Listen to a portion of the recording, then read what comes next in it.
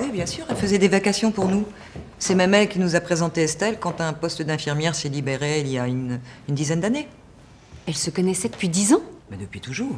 En fait, elles ont grandi dans le même foyer à la DAS. Claire avait 3 ans de plus qu'Estelle, mais elle l'a tout de suite considérée comme sa petite sœur. Elle a même refusé d'aller dans une famille d'accueil pour rester auprès d'Estelle. Elles auraient fait n'importe quoi l'une pour l'autre. Mais Claire aussi est partie en Afrique? C'est ce qu'on a pensé. Mais elles étaient inséparables, vous savez.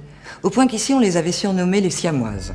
Aucune patiente n'est sortie depuis 6 mois. Nous n'accueillons pas d'hommes ici et le personnel est exclusivement féminin. Donc la femme qu'on cherche était déjà enceinte quand elle est arrivée chez vous? Et elle n'était pas en état psychologique de s'en rendre compte. Un déni de grossesse, ça serait la seule façon d'expliquer que personne n'ait rien vu. À part Claire et Estelle. Bon, si vous avez raison et si vraiment elles ont pris ce bébé, c'est sûrement qu'elles ne pensaient qu'au bien du petit. Mais encore une fois, cette histoire me paraît invraisemblable.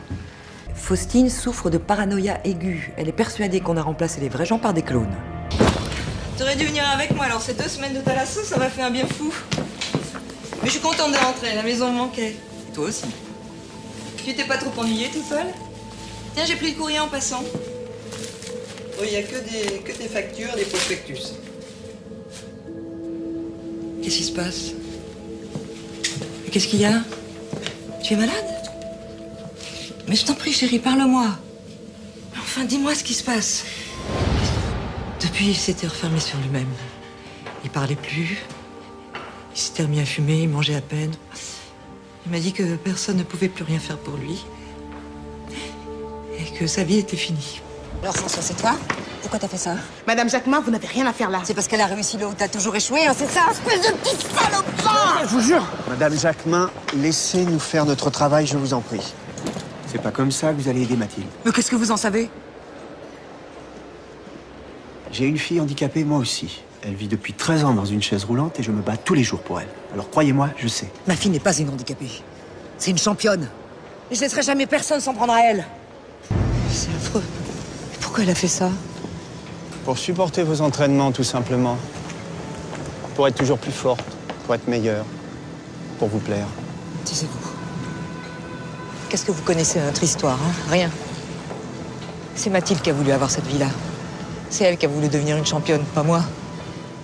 Moi, je voulais juste qu'elle ait une vie normale. Mais pour ça, il aurait déjà fallu qu'elle accepte son handicap. C'est vous qui rédigez le bulletin du club d'échecs de Jussieu, Madame Fleury, c'est bien ça? Oui, j'étais la présidente du club. Pourquoi? Vous vous souvenez d'un certain Roche, Joël Roche? Ah oui, Joël. Un type étrange, hein, qu'on ne voyait pas souvent en cours. D'ailleurs, on ne savait pas vraiment ce qu'il faisait à la fac, ni comment il avait pu y entrer. J'ai jamais compris pourquoi il s'était inscrit au club. Les échecs ne l'intéressaient absolument pas. Et qu'est-ce qui l'intéressait alors?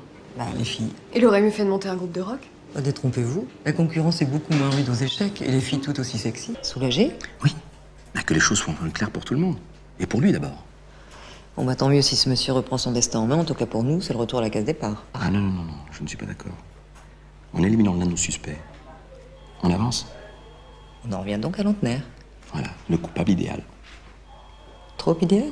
Attendez, je m'excuse, mais je n'ai pas dit ça. Hein. Non, quand vous faites cette tête, ça veut dire que vous n'y croyez pas. Je vous tiens au courant. C'était votre père.